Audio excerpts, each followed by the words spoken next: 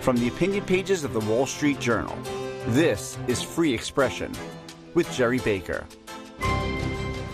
Hello and welcome to Free Expression from the opinion page of the Wall Street Journal. I'm Jerry Baker, editor-at-large of the Journal. If you're not already subscribing to Free Expression, please do sign up at Apple Podcasts, Spotify, or wherever you do your listening. This week, the election and the economy. Kamala Harris continues to mainly avoid detailed scrutiny of any plan she may have for the presidency. Donald Trump seems eager to talk about endorsements from political mavericks like Robert F. Kennedy Jr. and Tulsi Gabbard. And the media, of course, obsesses about whether joy or fear are the defining themes of this election. You wouldn't know it from all that, but real issues await whoever is elected president in less than 10 weeks' time. Probably the most pressing is the economy. Voters give the Biden-Harris administration poor marks for their handling of the economy over the last 4 years, after a surge in prices, falls in real wages, and steep interest rate hikes by the Federal Reserve. But as the election draws to a climax, an alternative picture is beginning to emerge. While prices remain much higher than they were 4 years ago and continue to rise, the rate of inflation has come down and is now below 3%. The Fed looks set to cut interest rates starting next month. And at the same time, we're getting evidence that the economy is actually slowing. Figures published last week show job growth was much slower in the year to the end of March than had previously been reported. And the unemployment rate has risen by almost a percentage point since its low in the spring of 2023. Meanwhile, big economic policy questions await the next president and Congress. The Trump tax cuts of 2017 expire at the end of next year. Kamala Harris is committed to letting those cuts actually expire and at the same time hiking rates for companies and the better off. The plan would raise taxes overall by $5 trillion in the next 10 years, offset by some tax cuts for lower-income Americans and families to the tune of about $4 trillion. President Trump's committed to extending the cuts and expanding them with a deeper reduction in corporate tax and measures such as exempting tips for service workers from tax. Meanwhile, of course, the national debt grows ominously larger by the month. It now stands at $35 trillion, almost double what it was in 2015, having risen steeply under both Presidents Trump and Biden. The federal deficit at more than 6% of gross domestic product has only been higher in times of steep recession or war. So what can be done to keep the economy growing sustainably and responsibly? Joining me this week is David Malpass. David was nominated by Donald Trump as president of the World Bank, where he served for 4 years. Before that, he worked as a senior official in the Treasury in the Trump administration after a long career as an economist in the financial sector. He also worked in the Reagan and George H.W. Bush administrations and is now a distinguished fellow at Purdue University and an advisor to multiple companies. And David Malpass joins me now. David, thanks very much for joining Free Expression. Thank you, Jerry. Good to talk. I want to talk about, obviously, economic policies, the rival economic policies such as they are of Donald Trump and Kamala Harris, and get into what the next few years may bring. But let's talk, just if we could, let's sort of set the stage by just talking about the current state of the economy as you see it. As I said in my introduction, obviously, primary economic story for the last few years has really been inflation, much higher prices. In the last few months, clearly, inflation has come down from its peak of a couple of years ago. It's now down below 3%.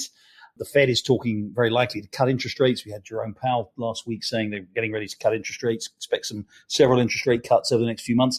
And we've also seen some signs that the economy is slowing quite a bit. The unemployment rate has gone up by nearly a percentage point in the course of the last year. We had some numbers last week showing that employment growth had been softer than it was. As we enter this election period, but more importantly, as we look forward to what the conditions will be in 2025 for whoever is president on January the 20th, how do you see the economy right now, David? It's weakening, but the government sector is still plugging along. So the revision of the jobs numbers, what they did was realize that private sector employment was substantially weaker than had previously been recorded.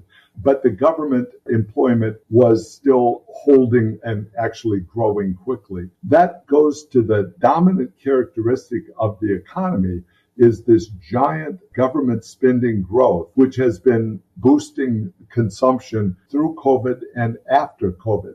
The government spending kept getting bigger and bigger even after we had exited COVID. So that creates a problem for the private sector because the government has to borrow so much money in order to keep itself growing. And I think that's what we're looking at, an economy that's slowing under its own weight. What about inflation? Is inflation now licked? I mean, we've had most measures of inflation are a bit below 3%, not really near the Fed's 2% target, but it did sound from last week that Jay Powell seems pretty comfortable with the state of inflation. Do you think inflation that we've seen over the last 3 years is largely over, and we can expect stable prices, relatively stable prices? It's hard to say that 2% inflation is stable prices. So then you get to, well, is it good enough for government work? And the answer is yes, inflation is slowing down, but you still have the consequences from that giant bulge in prices. It's still going through the food chain, the cost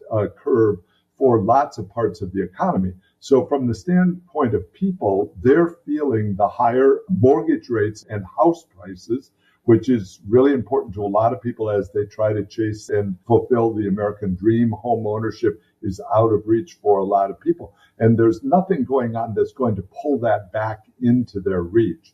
And the same is true of disposable items. The price for many things is out of reach from the standpoint of disposable income. I was concerned in the information that came out last week in Chairman Powell's speech, for example, where he said that nominal wages had slowed. And so he was presenting that as a positive. But from my standpoint, we actually want wages to go up. That's how you're going to narrow the gap between rich and poor, to have wages actually go up quite a bit. And so I think there's a conflict within the goals that are going on. I'm very concerned that a lot of the growth in the economy in recent 20 years has gone to the top end because of the way that the monetary and fiscal policy are working in favor of government. And you only have to look around Washington, D.C. to see that. It's the richest city in the U.S. The greater Washington, D.C. area is just booming with construction, with growth. And that's the government at work in the sense that they're expanding their role. The regulatory matrix gets more and more complicated, so you have to have more lawyers and bigger businesses in order to find your way through the regulatory maze. But I mean, the Biden administration, people would say, and well, I don't know if the Harris campaign is going to campaign to be the second term of Joe Biden. It doesn't sound like it, but they would say, wouldn't they, that, for example, manufacturing employment, there's been something of a manufacturing renaissance in the United States in the last few years, that domestic manufacturing has been quite strong. We have seen, a lot of reshoring, and we can talk a little bit about the international climate too, but you've seen a continuingly strong, extraordinary growth, especially in the big tech sector. So although I take your point that a government has been important, there has been some private sector development and growth here too, isn't there? I'm not sure the numbers bear that out. After you look at these employment data that's been revised downward, manufacturing took a big hit on that. So it's true that there's some growth going on, but you have to really look into it and see that the regulations have pushed a lot of businesses away from the U.S. And that is particularly true in things like light manufacturing. So as we try to reshore, one of the obstacles that keeps coming up, this is true of the CHIPS Act and the effort to have semiconductors made in America, is we've lost so much of the underpinnings of those industries. In the engineering schools, a lot of the people going are foreign born, and they are pushed back to their countries after their engineering degree. So they're not available to the U.S. to help improve. So I think we've got a lot of work in order to have manufacturing done here and have it be sophisticated enough to be competitive within the world. So I really want to blame, and I'm very concerned, the Biden administration and VP Harris have been part of this government takeover of so many of the businesses in the U.S. through regulatory policy. That's all CEOs want to talk about. How do I get through the regulatory maze? One very quick question finally on the current economic conditions. So, again, as we said at the beginning, the unemployment rate has gone up. It's gone up by almost a percentage point. As you said, new job numbers show that job growth has been much slower. Inflation has been coming down. The Fed is talking about cutting rates. When unemployment has gone up by this much from its trough, from its low point in the past, that has typically been an indicator of an actual recession. Do you expect a recession in the next 6 months? It's possible. And, there's always some 20% chance of a recession. And economists aren't very good at looking forward and saying, I see one coming. The data is weak in the private sector. That's the ISM indicators, the purchasing managers and the jobs numbers show that kind of weakness. But we haven't had a 7% fiscal deficit. What's happening is the government is pushing through massive amounts of spending that are debt fueled. So the government borrows money, spends it, and that gets counted as GDP. So I think it would be hard to get to a recession as long as the government is borrowing this much. What you do get, though, is the private sector shrinking, which is terrible. All right, let's get on to what we can expect after the election. You're a supporter of Donald Trump. You served in the Trump administration before. Let's look at Trump's economic policies and what we could expect if he wins. First of all, on the fiscal side, on the tax front, he's committed to not only to renewing the tax cuts that were legislated in 2017 when he first became president, not only to renewing those, but actually to expanding on them a little bit by further lowering the corporate tax rate, this idea of exempting taxes on tips. All in all, something in excess of another kind of $5 trillion fiscal impact over the next 10 years, with already a situation where we have very high deficit, the largest ever debt to GDP ratio. Is this a responsible economic policy, David? Yes, it is. As you think about tax rates, they take away from the productive sector of the economy. So I don't think it's quite right to look at it in a static way and say that these tax cuts will cause this size fiscal deficit. You have to look at the policy as a whole, which is the regulatory policy, the energy policies. Those are going to be very important for growth going forward. We're already seeing shortages of electricity potential in the country because of the policies that are in place right now. So if you improve those, you get more production, and that can give you, the long-term revenue growth that the government needs in order to keep itself going. So when you say responsible policy, I think it's irresponsible. The Biden budget that was put forward in February and March had giant increases in spending, and also there's substantial costs in what he's proposing on taxes.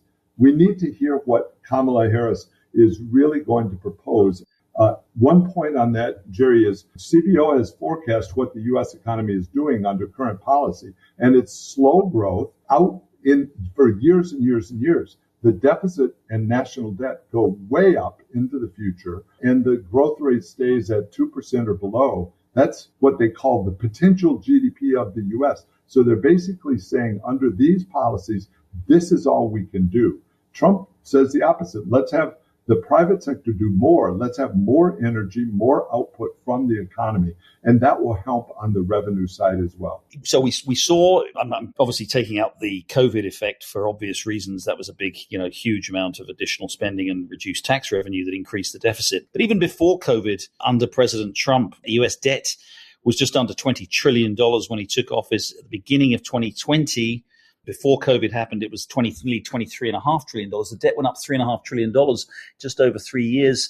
So those policies didn't work in reducing the debt then. And of course, we've had a massive increase in the debt since then, both because of COVID and then because of the Biden spending. How can you be confident that this policy of tax cuts, that another $5 trillion of tax cuts that President Trump proposes, how can you be confident, given the past, that this will reduce the deficit and in the end the debt? Those years, 2017, 18, 19, prior to COVID, were really good for the U.S. economy from the standpoint of the median income. So what you saw was more people working, and particularly in minorities working. It was a broad, inclusive expansion for the economy that raised people's living standards. So I think we have to keep that in mind. And also, it takes time to correct the mistakes of previous administrations. It's not an instant reaction to the policies. So it's going to take time and a lot of effort, a lot of focus in order to improve the energy policy, for example.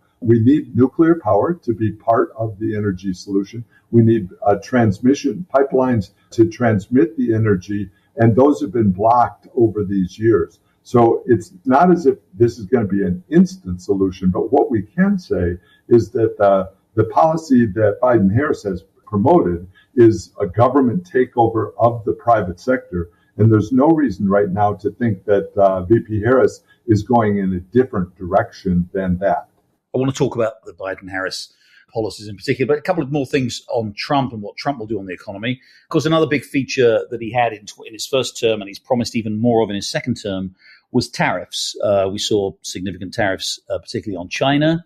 He's now proposed a kind of across-the-board tariff, essentially, significantly more.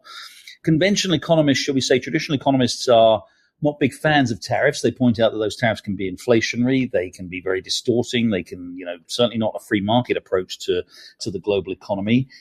Again, you're a supporter of Trump. Why should those who want free markets, who want to see a dynamic U.S. economy, don't want to see taxes, which is, after all, what tariffs are, how are tariffs going to help? The world's in a bind, a terrible fix with the globalist policies that are out there. This has meant that the U.S. gets disadvantaged by the direction. In order to get that back on track, there has to be a dramatic improvement in the policies from the standpoint of commerce and trade, where people can actually be confident that the rules of engagement will be followed. And so in order to get there, there has to be a negotiating position by the U.S. and a process to actually get the changes on the world stage. I observed that from my previous jobs. The power of the world system is stacked against the U.S. right now. So there has to be a starting point for the discussion with the world that what's happening right now has disadvantaged the U.S. and we need to find better ways to do it. I think that can be done. That means a fair sharing of regulatory policies, of policies on intellectual property rights, and on the fairness within the competitive structure. All of that needs to be under discussion by the world as a group. And I think it's good to have that on the table. And you saw that Biden continued a lot of the policies that Trump had put in place. And that was the right direction with regard to the tariffs that were maintained on China. That brings China to the table in terms of negotiations for the future. That's one part of a possible economic plan. And, a lot of this will be decided by former President Trump if he's reelected as president. And he makes a lot of the decisions, all of the decisions, by himself with advice from a group. And so we have to recognize the core of it is to get more energy production and to have a more rational taxation system. And those are the opposite of what VP Harris proposed and spent her political career pursuing. We've got the oddity of both Harris and her vice presidential nominee have never really worked in the private sector. So you have to incorporate that into your thinking of where they are going with their policies. It's a government takeover of the private sector that they're proposing.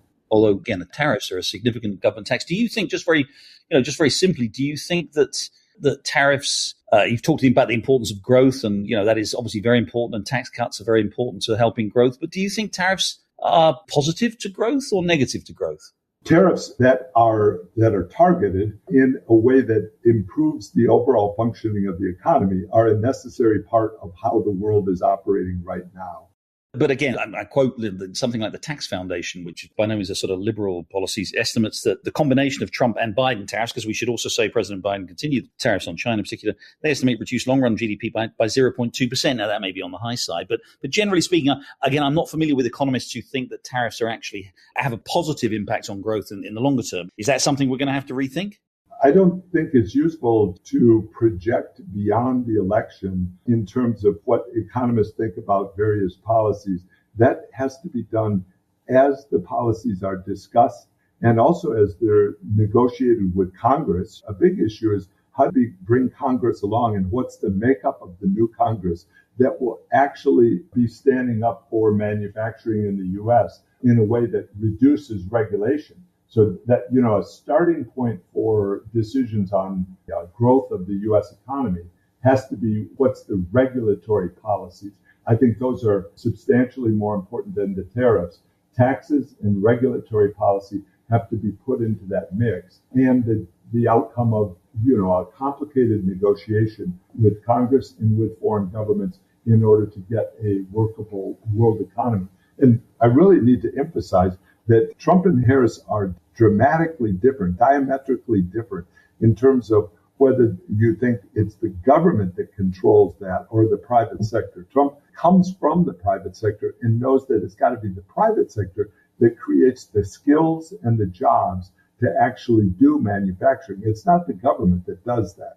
And so that's the contrast. One quick final question on Trump, and then we can move on to some other issues.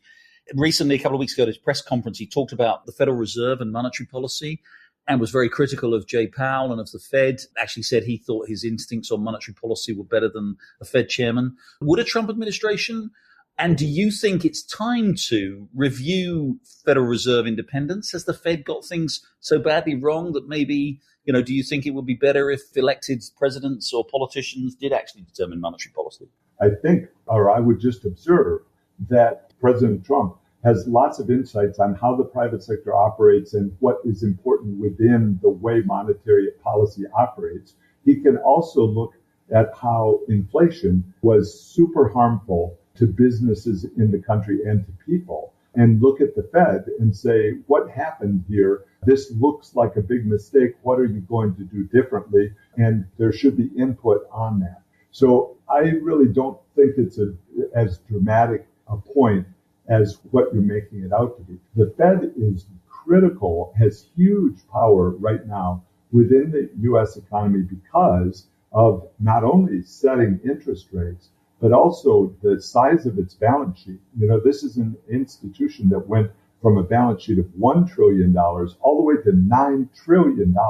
So this is earth-shakingly complicated for the U.S. financial system. And it also has taken over massive swaths of regulatory policy, telling banks what to do, what the risks are in their various lending operations. And so I think there's a lot that can be improved. And my thought is that the economy can grow faster than what's happening right now if it had better financial regulatory policy, if it had better general regulatory policy, better tax policy, and and better energy policy, obviously. Those would really empower people and allow faster job growth and higher paying jobs. That's the critical bottom line. You said I took President Trump's words out of context, but he did say, he thought, I'm paraphrasing, but he did say he thought he could do a better job of monetary policy than running monetary policy than the Federal Reserve. And the Wall Street Journal reported quite recently that there are Trump advisors who have been arguing the president should be directly consulted on interest rate decisions, that there should be less independence. And I'm just wondering if that's something you would support. I think it's really inappropriate to get into which advisors and unnamed advisors are saying which things about what the president would decide. I really think that needs to be decisions made by the president. And the problem that we've got now is, of the two candidates, VP Harris isn't sharing even what her grounding is in what she would like to see from a regulatory policy side, from an energy policy side. And that should be the focus more than what people are gossiping and rumoring about what the policies would be. We're going to take a short break there. When we come back, we'll have more with David Malpass, former Trump Treasury Department official, and of course, former president of the World Bank. You're listening to Free Expression with Jerry Baker. Don't forget, you can listen to the latest episode anytime on your smart speaker. Just say, play the Opinion Free Expression podcast. Now, back to Jerry Baker. I'm back with economist David Malpass. We're talking about the plans that Donald Trump and Kamala Harris have for the U.S. economy for the next 4 years. One of the problems in dealing with Harris is she hasn't been very explicit about some of the things she's done, although we can talk about some of those ideas, like, the idea she had supposedly that the government would set prices at grocery stores and things like that. But also she seems to have reneged on positions that she's previously held, and she also seems to be kind of distancing herself from the Biden administration, of which she's been a part for the last 4 years. So it's a little hard to figure out exactly, but it appears that she agrees with the policy that Joe Biden was proposing on as far as taxes go, that she would basically not renew the Trump tax cuts that expire next year. She would supposedly find some way to protect people earning less than $400,000 a year from being affected by that, but she would significantly put up taxes on higher earners, especially very, very high earners, and she would raise significantly the corporate tax rate. So tell us what you think, what effect all that policy would have on the U.S. economy if she did that. Those would slow the economy further, and we're already facing this low growth forecast for their policies, for the Biden-Harris policies. So if those new things that you mentioned are implemented, that is further drag. And we need to add to that the regulatory drag that she's posed and been part of. I think also, we haven't talked about it, but very important to the U.S. is what's happening in the rest of the world. You know, it's going slower and slower, in part because of the weakness of the U.S. The world really needs the U.S. to be a strong part of the anchor for values and for policies worldwide, and it hasn't been there. We've just crossed the 3-year mark from the Afghanistan debacle. That was a stunning defeat and embarrassment for the U.S. that is still weighing on the rest of the world as countries look for leadership. What's happening is they look to Putin and they look to President Xi in China for leadership rather than to the U.S. And that's going to be a really important part of the U.S. outlook into the future, because we are, in many ways, many of our products really are global products and need to have some kind of global stability, and we just don't have that right now. David, you talked again about regulation, and obviously we've seen a very aggressive approach to regulation from the Biden administration. Again, we're operating a little bit in the dark with Kamala Harris, because she said, for example, having once said she would ban fracking, she's now saying she would no longer ban fracking, but we don't know what policy she put in place.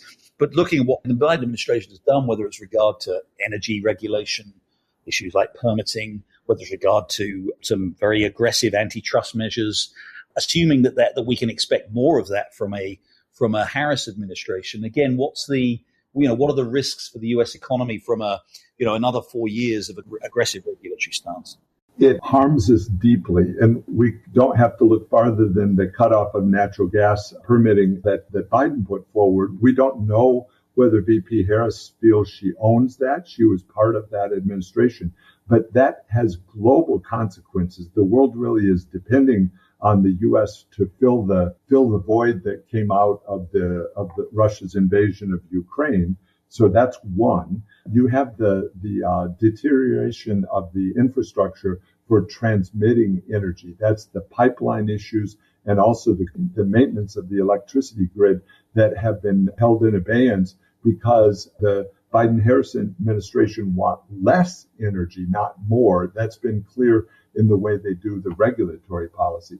I mentioned earlier the importance of nuclear policy, and the regulatory structure is just not there for the U.S. to catch up. You know, we're falling far behind China in terms of implementation of nuclear power. And then the permitting is a giant problem in itself. The mining side of the U.S. has been stalemated by the regulatory construct. So we need to know, will Harris continue the policies of President Biden that have stopped the mining permits that are critical for the U.S. to begin the process of rare earths, of the copper that's needed by the world for all of the activities? So each of these is, I think, a giant differentiation. And we need to hear from VP Harris. Do you want more mining activity, or do you want to keep buying from foreign countries? Which is it? And this argument that Harris has said that inflation is caused in significant part by price gouging, and that seems to have received a pretty significant thumbs down. I take it you're happy to contribute to that. You know, there have been exhaustive studies of whether it's price gouging that is causing the inflation, and everyone dismissed it.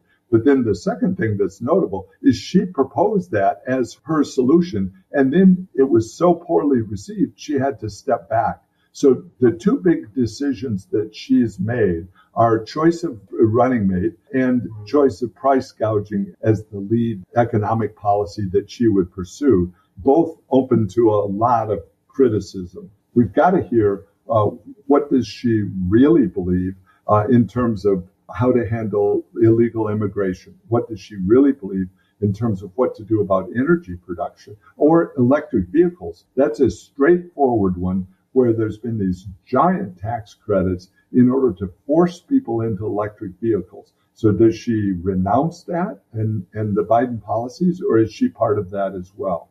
Just quickly on immigration, I mean, as you know, there have been some interesting economic reports suggesting that actually one of the reasons the US economy has performed relatively well with relatively good growth and with inflation coming down is because of significant amounts of immigration, including illegal immigration, which is maybe helping to contribute to keeping wages restrained. You've just said that's not necessarily a good thing, which I think a lot of Americans would agree with. Would a very aggressive effort such as President Trump is proposing, such as deportation, putting a lot of illegal immigrants into internment camps and things like that, would you be concerned at all about the effect that might have on the economy? I think we should start with, do you want open borders? And how could you logically have that? Because the world will send people that are not the ones that are needed within the economic system in the U.S. So it seems implausible that having a giant wave of illegal immigrants has been beneficial to the economy. That would not ring true to most Americans. You said that the economy has done relatively well. I really want to challenge that foundation. The growth rate has been slow by historical standards, but stronger than every other country in the developed world. That's a low bar. True, but the whole world was hit hard initially by COVID and has had differential outturns in terms of inflation and growth. And the US, just as a matter of fact, has grown faster and has had a better inflation. I see. Relative to socialist countries in Europe and Japan, which is giantly government dominated, the U.S. has done okay, you're saying. I would just say we need to hold ourselves to a higher standard. We have a lot of people that really want to have higher wages. And the wave of illegal immigration really did not help that situation and is very costly. So you've got to think of changes in that system. And I think those can be made, and they're not too hard to make. It's just that hasn't been the direction of Biden-Harris as they've proceeded. Adding to that problem, I mentioned earlier the slow global growth. And so there are many, many more people abroad that would like to come to the U.S. if we have open borders.